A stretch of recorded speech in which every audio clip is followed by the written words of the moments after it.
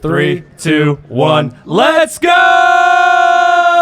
We are back, day 2 of SEG, the PBE podcast at Ikon Live. Dude, how did day 1 go? How'd you feel? Dude, the energy was solid. Yes, you it know, was. I like it. I like it. Yes, This is my man. first SEG experience, so I'm digging it. It's a good year to be first year. Yeah, it's a good year to be first year.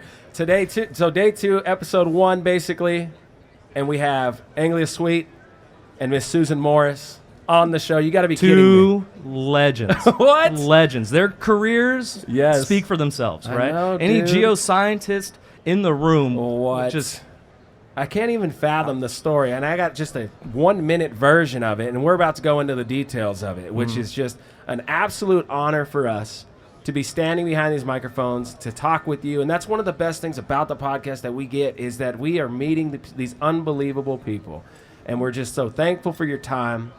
And welcome to the show. Thank you. Thank you. All right, be right up on the microphone so everyone wants to hear these stories, more so than me, maybe. So let's start with Susan, then we'll go to Anglia. Let's go with academia and how did you become? How did this happen? Where do we start? Well, I was born in Belfast, Northern Ireland. And, you know, we used to, on Sundays, walk around the rocks, like the Giant's Causeway, which is a famous place up in Northern Ireland, and have picnics. And I used to just play around the rocks and think, God, this is cool. Could this be a real job? that's where the columnar basalt's outcrop on the beach, correct? That's exactly right. All It's actually about the Scottish and the Irish giants fighting with each other. That's the sort of legend. That's the legend there. I then went to Trinity University in Dublin to study geology, natural science geology, and absolutely adored it because it was outdoors, it was with nature, and because nothing was exact. You had various dots and you made up the rest of it. So it really utilized your imagination and your mind. It was really cool. Then I was hired by an American company and brought to the United States. But I thought everybody was an entrepreneur. So I set up my own company very, very quickly, because I thought that's what Carnegie had done and Rockefeller and all those guys. I thought, well, this is what Americans do. And I went to Belize and, cut a long story short, myself and a Belizean partner formed Belize Natural Energy and discovered the first oil against all odds, beating everybody. And we're now the #1 revenue generator in the country. What Wow. the heck? We will get So into producing, more details on that. producing energy. Yep. Not only that, but changing a country, right? Bringing that energy and bringing those dollars to that country. That's what drives a country out of impoverished situations, correct? Directly impacting the lives of the individuals in that country is unbelievable. And what a life to live. Do you know Conor McGregor personally? I wish I did, but I can box. Hey, we'll set it up. We will set it up. And so, Anglia, same question. How does this happen? How do you become the expert of offshore Mexico? Well, actually, I came from Thailand. I studied at university in Thailand. And the way I got into geology was purely by accident. I know that I love science, so I went to major in Faculty of Science. So the first year of my undergrad school in Khon Kaen University in Thailand, I took all the classes, biology, Nice. physics, everything, and never liked any of it. Me You too. know, actually, it kind of funny that I'm a geophysicist by degree and working. But my first class in physics, I failed. I got an F. Wow. And I'm proud to say that. I'm And proud to say that. just because I didn't, it was like 7 o'clock in the morning, you have to get to class. So that didn't quite work out for me. So I was about to give up being a scientist. So in summer, there was a professor in geology, and he offered Geology 101. And this is imagine Einstein, this professor. He kind of looked like Einstein and crazy, So I said, what the heck, I'm taking it, So I took it, and something in my head just ping. I understood everything. I was able to relate to what he was saying. So I know that, is my destiny. Wow. So I studied geology, and also I all realized that geologists get to travel, and I love to travel. So that's how my career began. Wow. And after that, I went to South Dakota School of Mines in Rapid City. Yeah. And I was working on my PhD and didn't quite like it either. You know, after I got my master, halfway through my PhD, and then my professor came to me and said, Anglia, I think you should get a job. You're just not in it. You're just really not into a PhD. You're not the type. What was your PhD specifically? Sedimentology. Oh, that's why you didn't like it, because sedimentology doesn't really make sense sometimes. And that's frustrating. Actually. So anyway, Amico came to interview on campus. I didn't even have a resume. I didn't have a suit. But you had you. I just walk in and interview, and they offer me a job. It just clicked. Just like it clicked for you in that geology class, it clicked for them. They said there's something about you, and they gave you that opportunity. And look at you now. You're changing the world. Offshore Mexico. Probably one of the most exciting offshore plays being talked about in the world. What is going to happen with all those reserves in Mexico? We all know it's crazy and it's all there and it's massive in size. We got an infrastructure problem. But visualizing everything, making sure that first well is the biggest well they could possibly get. You're on the front lines of that. And that has to be so exciting. I'm excited to be there. So. I love the combination. Who put this show together? Julianne, was that with you that put this show together? The combination. Unbelievable combination, because you identified geology and this fact that we have just known data points every now and then, and we have to extrapolate and put this story together, and you fell in love with the story of geology and being that storyteller, which is so important to know that is your role as a geoscientist. You are the storyteller, and you have to be bound by those data points, because you're going to go out and look for oil, and then you actually make it happen. That's insane. And then your perspective of it just clicked. Yeah. You're that professor that crossed paths with you just randomly at that time, set up the rest of your career. And you both are directly impacting the lives of countries. I just get chills when I think of that, man. That's where I want my career to be. At the end of the day, hey, we'll see. I want to be sitting on that side of the table. We will see, man. We will see. Just put your head down. That's what you guys did. So you guys both, at that point, put your heads down. When do you guys meet? You go to work. You just start grinding it out. You start changing lives. You start making an impact. When do you guys cross paths? How did that happen? When did you guys meet? Well, just before, I'd say it's not just about putting your head down. Yeah? I did a critical thing about 16 years ago. I asked myself, what really makes somebody great? What makes somebody like Nelson Mandela or Gandhi? Wow. And I realized that we had studied the rocks of the earth, the evolution of the earth, the plate tectonics, which I loved, but we did not know how our mind works. And a famous oil geologist called Wallace Pratt, he actually formed the American Association of Petroleum Geologists.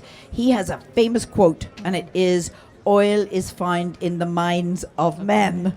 I said, what about the girls? That has been disrupted. And so that prompted me to do research on how exactly the mind works. And that research, that seminar I did 16 years ago, was exactly how the link really here with the word destiny, or that click that we don't really know how to explain. It's that internal force, that energy, the real energy is within us. That's the capacity to bring out and be able to join the dots within oneself, with that alignment, and within the people, and share that energy. And that's the big time. Wow. 3, 2, 1. Let's go. That was amazing, Susan. I cannot wait to share that with the world. You absolutely put it all in perspective. It's the philosophy. It's our philosophy and approach to the issues and the problems in our day-to-day. What are we doing with the light that's inside of us and that energy inside of us? How does that look to other people? How does that look to yourself? How are you putting that to work, Skip? Exactly. And the big thing that for me, right, when you guys are starting this, you have maybe a couple 2D lines offshore, right? Maybe you have an outcrop analog. You understand that there's accommodation, right? So the sediment's there. You understand that there's potential structure there. Right. But what is that click where you're like, I have enough information, let's do it?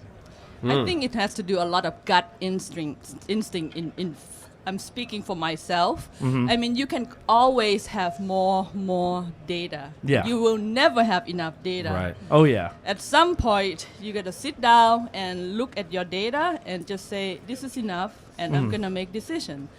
And a lot of times, I think geology and prospecting and geophysics, all of this is a combination of art and science. It's not just science. Oh, yeah. You know, I think all geologists, I'm speaking in a general term, has this. We're romantics. Yeah, we're we're romantic. storytellers, right? Yeah, we are storyteller, and like, you know, sometimes you cannot explain everything, but you know that the way it is. Yep. So Wow. I use a lot of gut instinct in my life, in my career, and in prospecting. Just don't tell my boss. Yeah.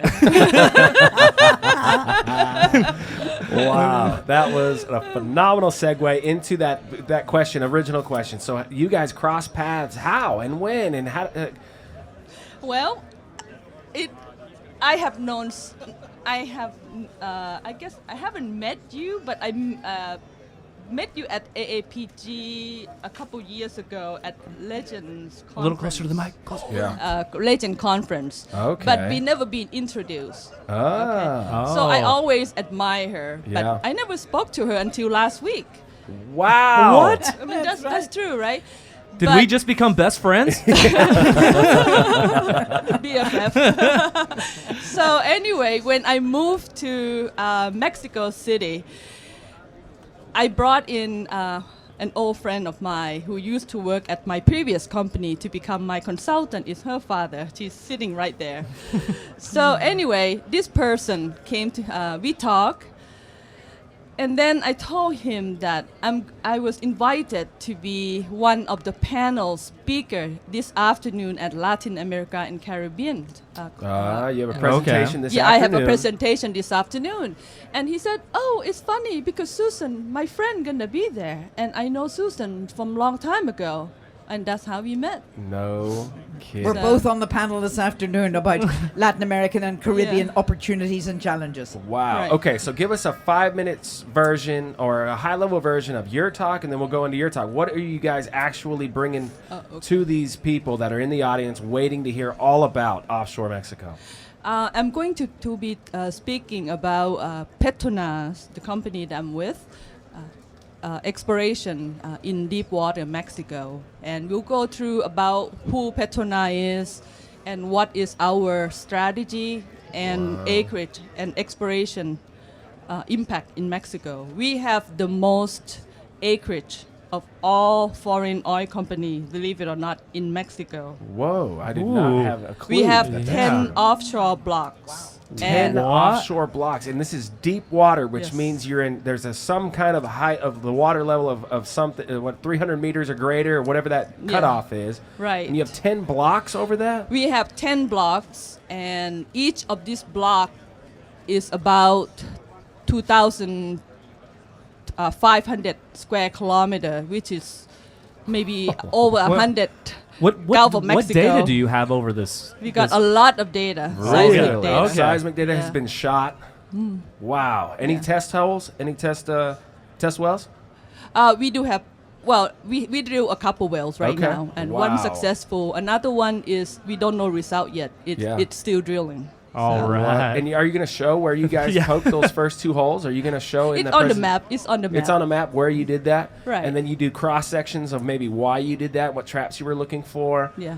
Wow. And you were involved in both of those wells, picking those locations? No, I was Ah, not. That okay. came before me. Okay. Okay. But it's under my area. Gotcha. Yeah, Wow, I am in wow, charge wow. of all technical program in Petronas, Mexico. Yeah. So Wow. And Susan, let's go for you. What's your presentation? What is everyone going to learn about Belize?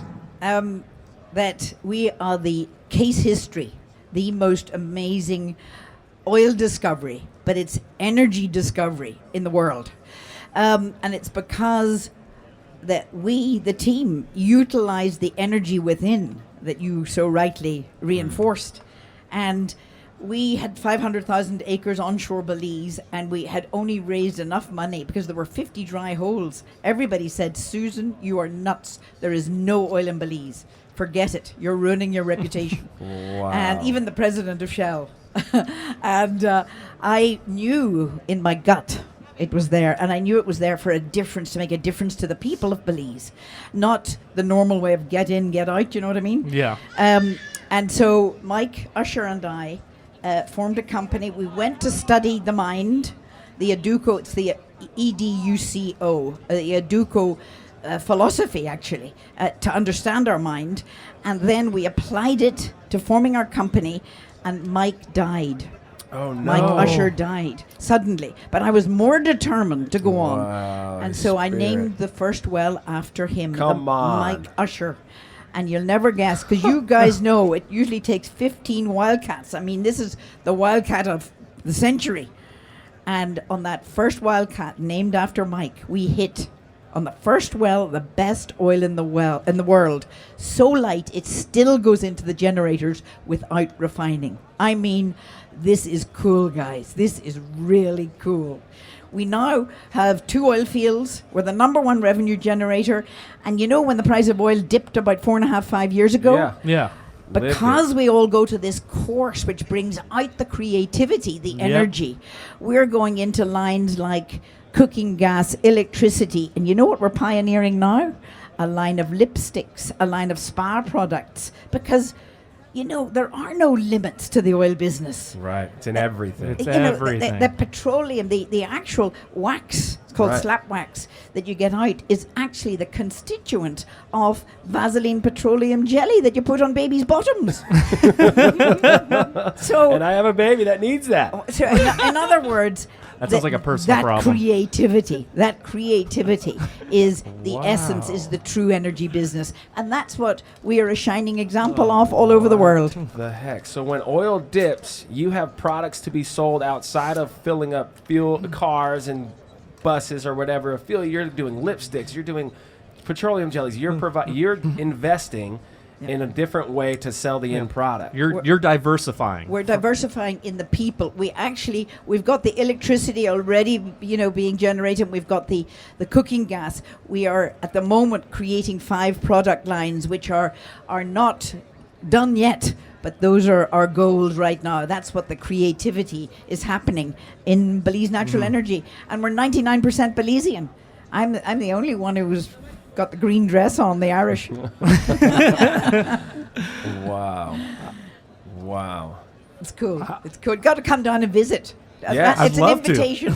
Ambassadors come from all over the world. We had one from Nigeria who said, we have all the oil in the world, but we could learn from this model because it's about the people. It's about the empowerment of people. So can you walk us through some of the main data points that told you that there was going to be oil there? What was the reservoir in general? How did the basin get formed? Like what was happening? What was that story? There's 50 dry holes. There were 50 Susans before you that didn't quite have that light, obviously, but they went out there and drilled holes and put perfs away and tried to find it. They didn't. I don't think there were any other girls, actually. But, you know, I was a young geologist when I was asked the question, is there any oil down here? And I went on the invitation of quite an eccentric English oil man called Sir Ian Rankin. Went to Belize because I knew it was, let's just say, from a tectonic point of view, part of the Greater Mexican Basin. When I arrived, I fell in love with the people, and that created a motivation, a purpose that was even greater than the finding of the oil. Yeah. It was actually about the people, and that's what kept Mike and I together against all odds. You know, when people were saying, you're loco, you're stupid. You're loco. But now they're not. Now they want to join us, partner with us, do everything. You want to do a JV relationship or something? Yeah, exactly. Exactly. Wow. So you noticed that, and what did you have? Seismic as well? How did you figure out that you were even involved in the greater Mexican basin? Well, from the point of view of studies, that's pretty easy. And I love plate tectonics. And Cuba, for instance, was docked next to Belize. And the oil fields in Cuba, not many people knew about it, but I actually was the originator of a thing called the International Pavilion in 1994 for the AAPG, and we had invited the Cubans and got them visas, What? which was a tricky thing then. Yeah, So I knew all about their oil fields, and I'd been to Mexico and Guatemala, and so it was just sort of like joining the big dots. Yeah. And I felt the oil was there, a bit like you. It's a bit like a destiny gut feel that we don't talk about, and it's not in our education enough. Right. We gotta bring into the education how our conscious and unconscious minds work, and how imprints can actually hold you back. Fear is the greatest thing that stops us all. Right.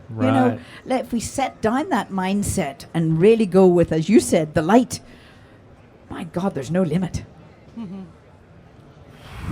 Ladies and gentlemen, here at Ikon Live, Lives are being changed. Lives are changing. The light of the SEG 2019, I believe, is standing right in front of us in the form of Susan Morrice. Your story is incredible. Your accomplishments have directly impacted the lives of countries, and you have set the foundation for people like us and the people that are inspired by you, like Anglia was, to go out and keep doing that and keep supporting that. And now we're going to do this step change, and we're going to find it, and we're going to get better. We're going to get more accurate, and we're going to expose what you poked that first well. And this is happening. We are now going to maximize the ability of getting that efficient energy out of the ground for that country to be sustained. And those students are going to have lights for 24 hours. They're going to have laptops. They're going to have the resources to further change the world. And that's because of you. That's because of you. That's incredible. That's how the show ends, without question, in this story. And I hope that one day we can do the more detailed podcast with you guys. It's just unbelievable. Let's we all go to Belize. Let's Yes. all go Let's to go Belize Belize. and do it You've in all got an Belize. invitation. Yes. Absolutely. Yes. Open invitation to Belize. Everyone standing here She also has a has big the open house in invitation. Belize. I do. She has a big house in Belize. You better so- believe it. Well, you went from loco to being what I consider a saint, ma'am. And I just can't believe I'm so honored to share these microphones with you. And we are truly Unbelievable. inspired. You've inspired Absolutely us without unbelievable. question. Thank you so much for joining us on the Thank show. you. Thank you. We out. Wow.